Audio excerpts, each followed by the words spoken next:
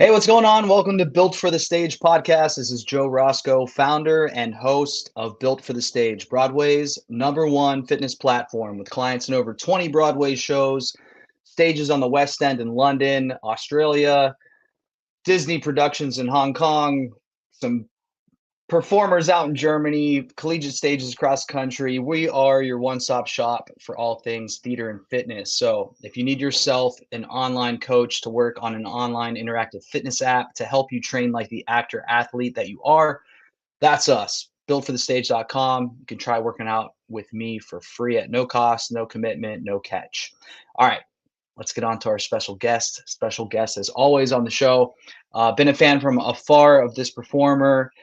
They made their Broadway debut in Newsies. You've seen them in Hamilton and the new Broadway show, Hell's Kitchen.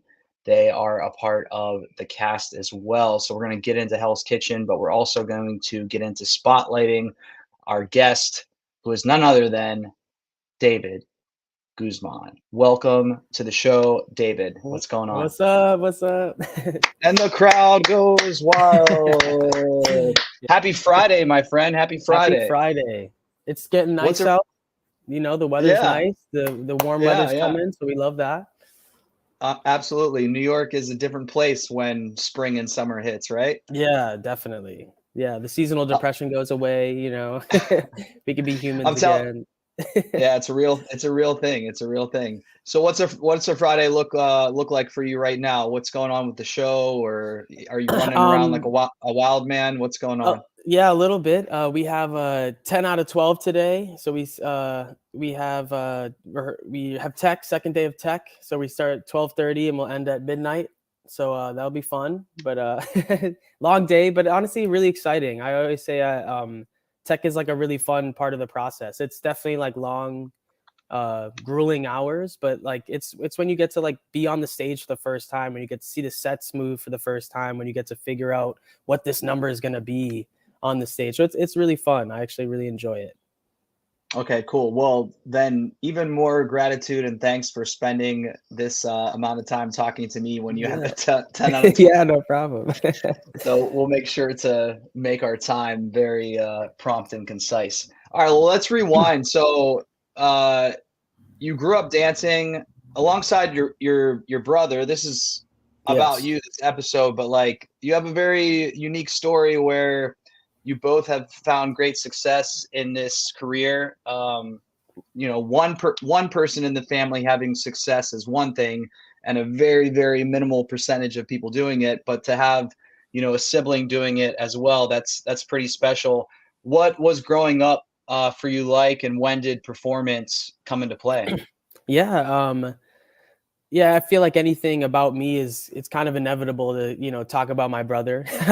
We're twins, or, you know, same DNA, one and the same, but, you know, still very different people. But we both grew up dancing. We started at the age of 2, actually. My sisters were both dancers. They went to like this dance school and the Gold School in Brockton, Massachusetts, where I grew up and trained. And there was one day me and my brother were kind of crazy. You know, being a twin just means you have, like, my mom said, it was like having a sleepover every night. Like we could never go to sleep. We were always having fun, always causing a ruckus. But there was one day where one of the studio's door was left open, and at 2 we would never stop running. We would never stop moving. And when we walked by this open studio door, we like didn't move, and my mom was like, what is happening? So the teacher was nice enough to like let us in, and we just like sat the entire class and just watched them dance, and we're like, well, maybe let's just try to like put them in a class. And we loved it ever since, and just like loved performing, loved dancing. And I feel like dancing as a male dancer growing up is kind of hard too, because you're usually bullied for it. It's not a common thing. But I think always having my twin brother by my side was always so helpful, because it was like, I don't care what other people think, I'm doing it with this dude right here, you know? And then also at the Gold School, there was like a good like 10 other guys within the school too. So there's a lot of guys there. There's a lot of support, which was awesome. Nice. Yeah. It's a running theme on the podcast, is about the importance of surrounding yourself with a circle that's going to be supportive of you, to block out the outside noise or outside just or even your inner thoughts of self-sabotage, like that circle Yeah. around you is definitely important. Okay, so you amazing story, by the way. Just that alone, like you're walking by. You said you were how two? It was How two old? 2 years old. 2 years old, and then the two brothers are just mesmerized by this dance studio as they're walking by. Yeah. Okay, that's maybe you should push this story to some type of playwright or get Yeah, right? this sounds like something that should be on the stage itself. Yeah, Um, maybe someday. hey, I'm telling you, I'd get a ticket. So fast forward to high school, I read that you actually you hadn't completed it yet when you booked Newsies. Is this the case? This is the case. We had just finished our junior year of high school, and we went to like a national dance competition during the summer. And one of the teachers there was like, "Hey, they're looking for strong male dancers in the show on Broadway. You and your brother should come audition." We're like, "Oh, great!" Like, and they're like, "What? When is it?" And like, "Oh, like tomorrow morning." And we were living in Boston, or south of Boston, Brockton, Massachusetts at the time, and Yeah. so we like left at like 4 a.m. the next morning to make it to the like 10 a.m. audition. And they ended up actually only wanting one of us because there was only one spot available. And Hmm. through all the cuts and everything, it wasn't just like immediate. We had to still audition, and there was many cuts, but they're like, "Hey, we'd love to hire one of you," and we actually said no, which is funny because we were like, we'd love to just finish our senior year together, whether that be in the show in New York or like back in school. I think with guidance from our mom too, that it was just like, I think it would be a great idea to finish, that time of our lives together, because we'll do plenty of jobs separately, which has happened, like we work together sometimes, but not often, so it's nice that we did get to finish that year together, but they ended up coming back to us about a month later. We're like, "We saved another spot for you. So like now we have two spots. Can you guys both come and join us?" And we'd love to, for sure. Amazing. It's kind of like a crazy story, honestly. I'm But yeah, hey, so it's adding to your biopic there you musical go. that There you that should be go. coming up. I'm telling you. And then so when we did the show in New York, Newsies, there was two other guys as well within the show that were graduating high school that year. So there was like four of us all in our senior year of high school doing work online. This was like before COVID, before online was a popular thing. It was actually testing out like what would be learning like online for the first time. So we would do that and then do the show at night. And then what was really sweet is our company put together a graduation. So at the end of that year, we actually graduated on stage, and we had some of the actors like act as our principal, and like they like gave us our diploma, and we like came out after a show and they gave us robes. It was actually, I was so against it. I was like, I don't want to do that. Like, why would I want to do that? And then when it happened, I was like, oh, that was awesome. I was like, not in front of all these random people. Like, I was like, it doesn't mean anything to them, but it was actually really, really special. And I'm so glad they made me do it. That's that's cool. I want to rewind to when the teacher instructor that knew about the audition and that it was the next day and you had to leave at 4 a.m. Was there any hint of like hesitation or consideration, or were you and your brother just like, "Oh, cool, we'll do it"? Like, what was that? What was that like? I mean, yeah, sure. I mean, I had never put together a resume. Neither of us had. So we were like, what do we put on there? I don't know. We haven't done anything. So we put some like a bunch of BS on there. So I don't, Yeah, how yeah. that works. But and then we had to figure out like songs to like sing if we were going to sing. And but In less than 24 hours. yeah, it was like 7 p.m. Like it was literally like nighttime. So it's like we were just like scrambling, but the idea was like we have to audition for colleges coming up soon, and so we want to get used to that process. I mean, we did not expect to book it at all. It was more just like, let's go for the opportunity. Why not? Like, we're not doing anything tomorrow. Like, luckily we are on the East Coast, so it's really only like a 4-hour drive. So we're like, and we were up for it. So we were like, yeah, let's why not go for it? We actually, on the way down, we didn't have headshots either.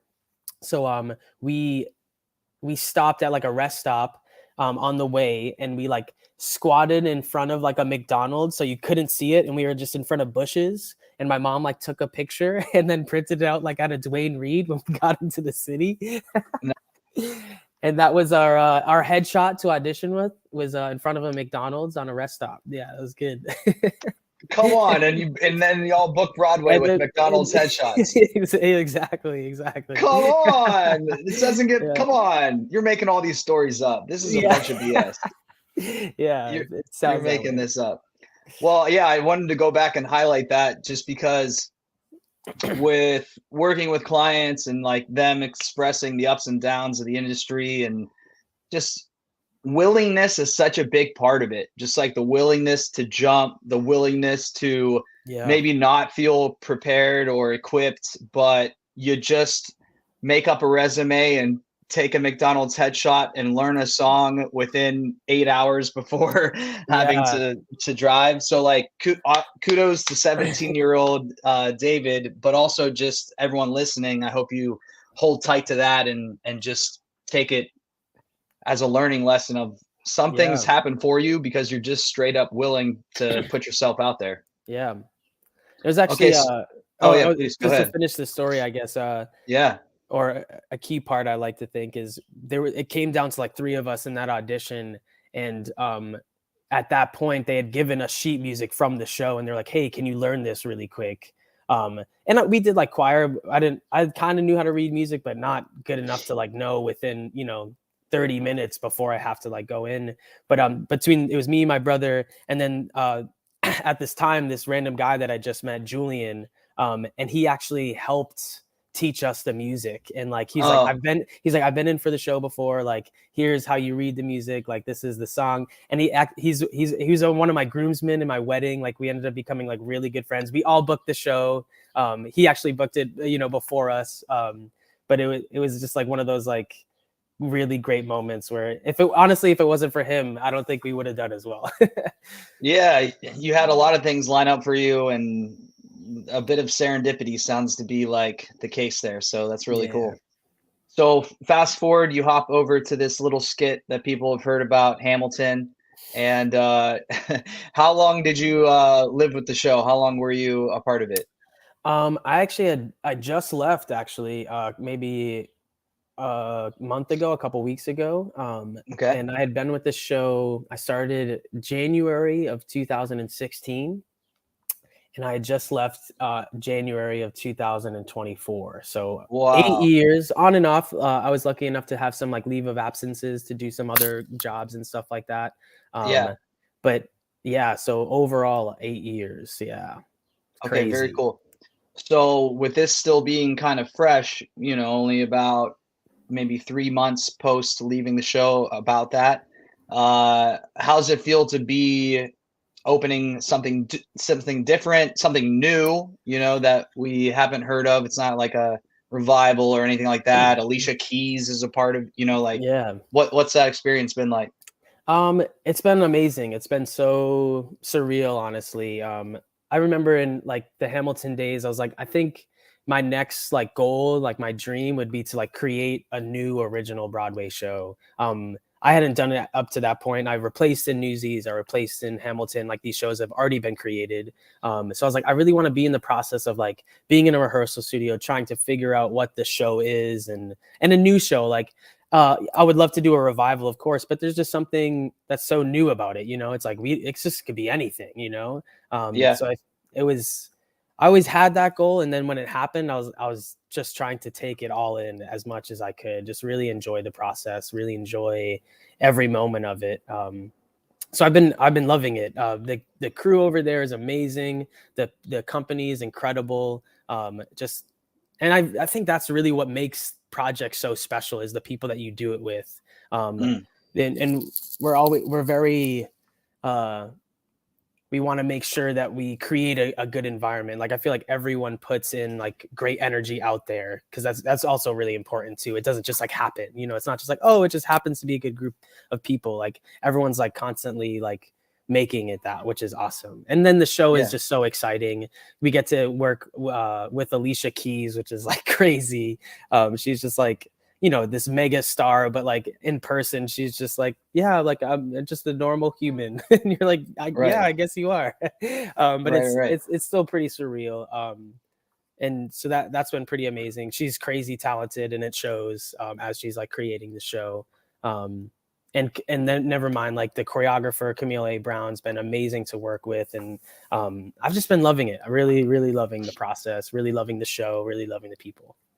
Has the process been pretty streamlined as far as setting numbers and scenes and whatnot, or have you been able to experience working on a new work where one day it's this and then the next day it's, hey everybody, we're actually going to change this and we're going to do this, that, or the other instead? Sure. Have you had a lot of cut, copy and paste moments, or some, nothing crazy, honestly.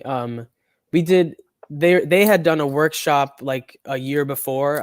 They did 2 workshops, and I was not a part of the first one, so they did a lot of like the groundwork and before, and then when I was being added to it, they did some new stuff as well, but not major changes. A lot of small stuff, and especially when we went from the public to now rehearsing for Broadway, a lot of small changes. Still the same heart of numbers and like still the same like sequence and how it moves, but just some smaller details that have changed, and but nothing crazy, no.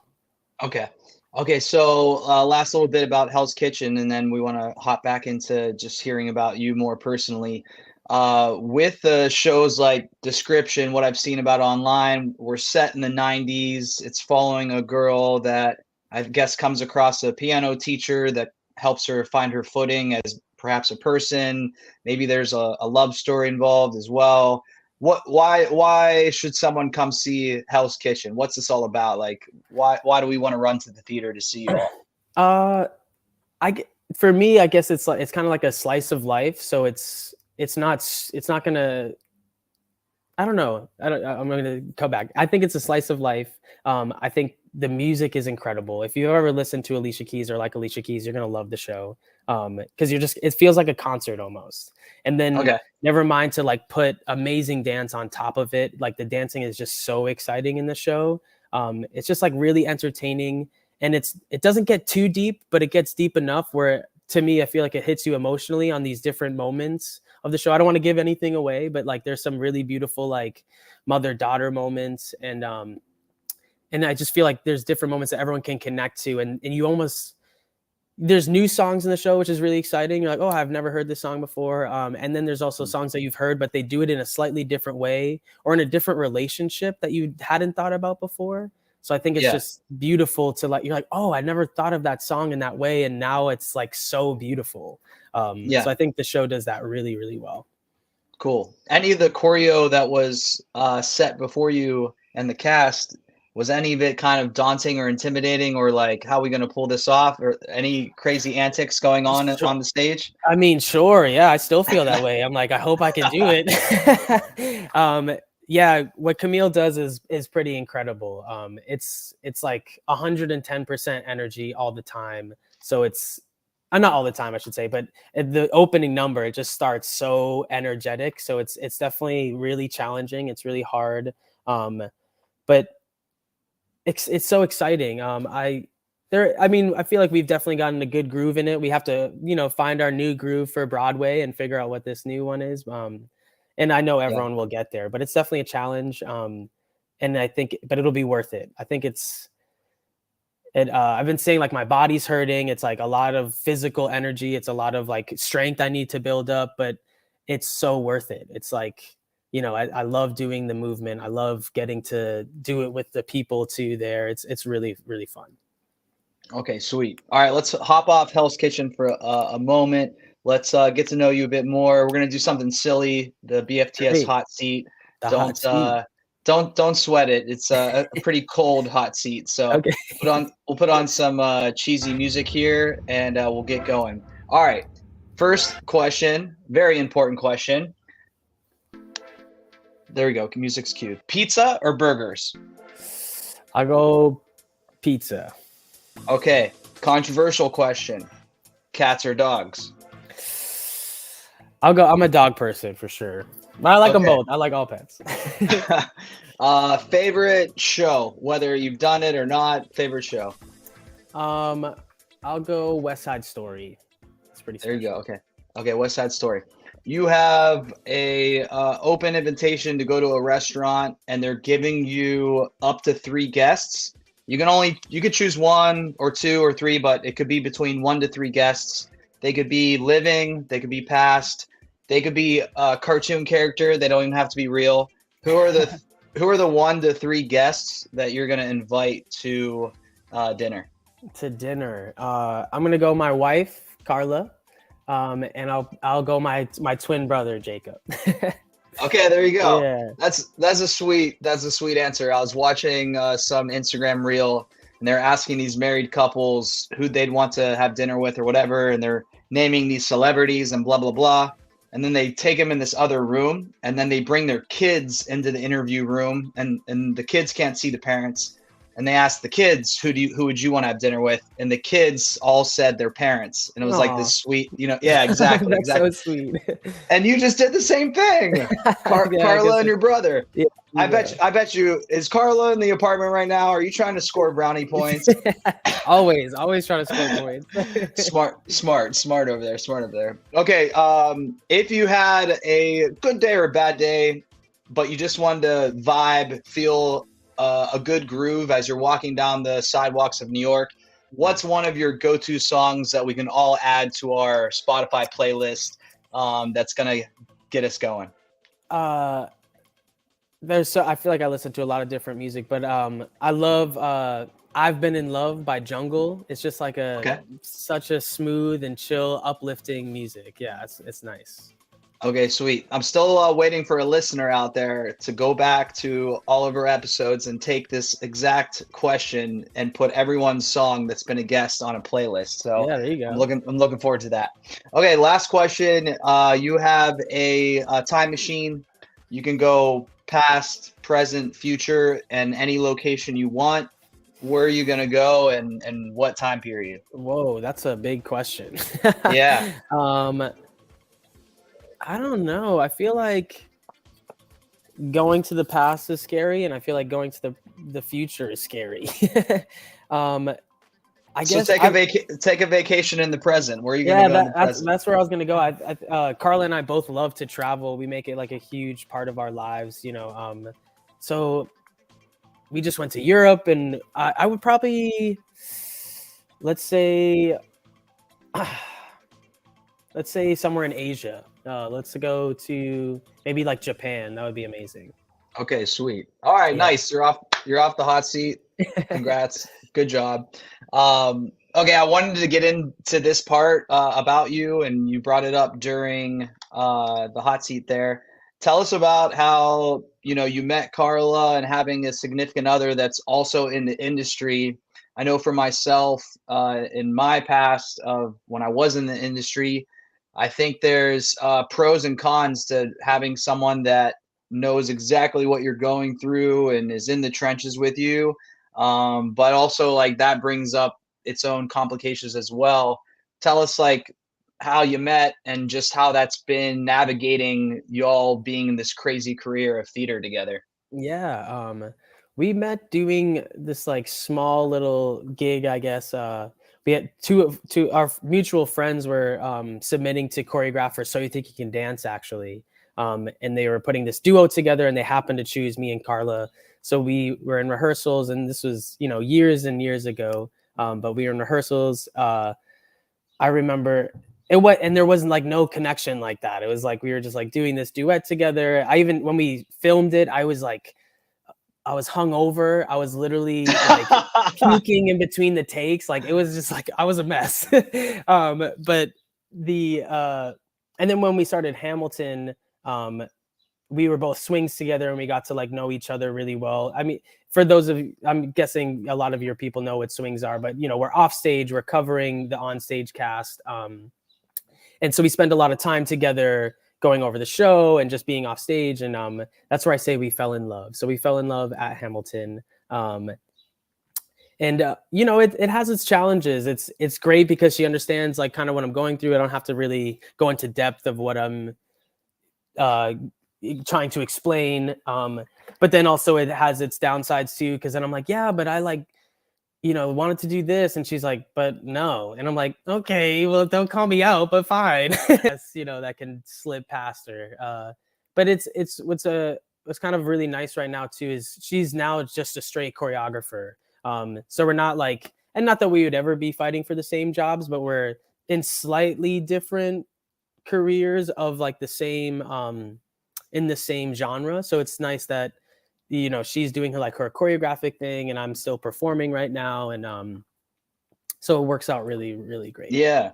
I got to interview Carla, I don't know, it might have been a few years ago now, and she was just making that transition where I think she had left Hamilton, the show, and then started some choreography gigs at that time. So very cool. Okay, a couple last questions before our time wraps up here and let you get to your 10 out of 12. Yeah. Just diving into something like a little bit more in depth or heavy, I guess I'll say. I think it always is beneficial for other people in the industry to not just hear the wins and everything's great and everything's butterflies and rainbows. What was maybe a pivotal time in your career where you were in one of those valleys and you were working through it, but looking back at it, you're glad it happened and you learned XYZ from it? Was there anything like that that's happened to you thus far in your career?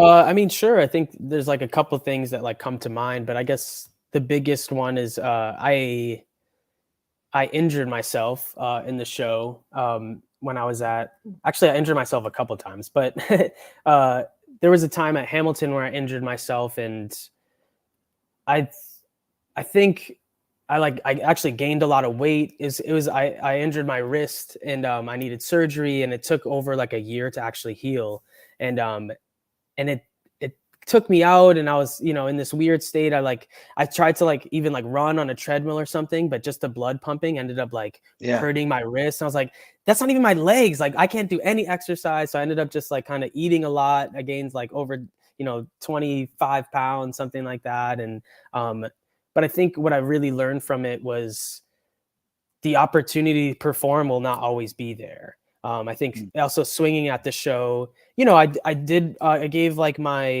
my full 100%, every time I would perform, but there just comes a different quality to it when you're let me really cherish performing every single time.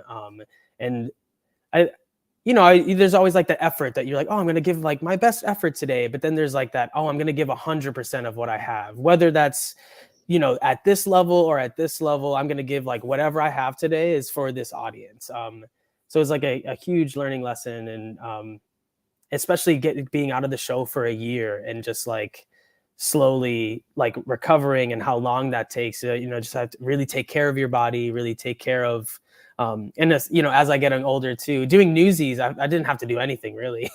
I was so young that my body just healed itself. Couple of arm circles and you're good to go, right? Exactly. And then never mind, after the show, I didn't have to do any cool down. Now I'm rolling out every morning, trying to cool down every night. There's so much more that goes into it. But your slogan there, you have to train like an athlete if you're going to be doing this. So that's a huge thing I learned, and really taking advantage of the time that I do have to perform. Cause 10, 15 years, hopefully longer, who knows? But I won't be able to perform or do the type of performing I'm doing for the rest of my life. So, really taking advantage of that for sure. Whenever it's over, do you see yourself staying within the industry, or do you have other aspirations of I'm going to go, I don't know, design playgrounds or open a ice cream shop? What are you gonna do? I mean, there's nothing specific on. I feel like life is so open that it really could be anything, and who knows what it'll be in 10 years. But I have a studio that I just started with my brother not too long ago. So I'm gonna hopefully be teaching classes in the city and running a dance studio. I feel like it's somewhere in the business. I'd love to move more to just strict acting. That would be awesome, but I haven't had a super dive into that. So who knows if I'll even like it, honestly. It sounds exciting, but maybe something else will come along that it'll really interest me. But I love being active. I like playing tennis. I love playing any type of sport outside. So not that I'll become a professional tennis player, but Yeah. but I'll definitely be playing. I love playing golf. My joke is I'm ready for retirement. I play tennis, I play golf. Yeah. I'm ready to just sit back and or I guess not sit back, be active, and Yeah. Yeah. enjoy life. Yeah, All right, cool. traveling. It sounds like you're living in the moment, and that's a great place to be. I Yeah. just got done with tennis lessons about an hour and a half ago, so Oh, maybe sometime amazing. in the city I can grab you for a match. Yeah, let's do it. I'd love to. You, Love you to can play. kick my ass, and we can share some laughs about it. Yeah, perfect, perfect. All right. Well, hey, David, we're gonna let you go. You got your 10 out of 12. Yeah. Best wishes with Hell's Kitchen. Can't wait to see it. Everyone that's listening, run to the theater. Go check out the cast of Hell's Kitchen, along with David up there on the stage. Thanks so much. Thank you. All right, later. All right, everyone. David Guzman from Hell's Kitchen. Make sure you give David a follow on the gram. That's at D_Guz with a double Z. I'll have that in the description of this episode. You can hop on over to at Built for the Stage on Instagram and check out more on the episode with David. Don't forget, you can try out that free trial on builtforthestage.com. Actors or athletes, train like one. Later.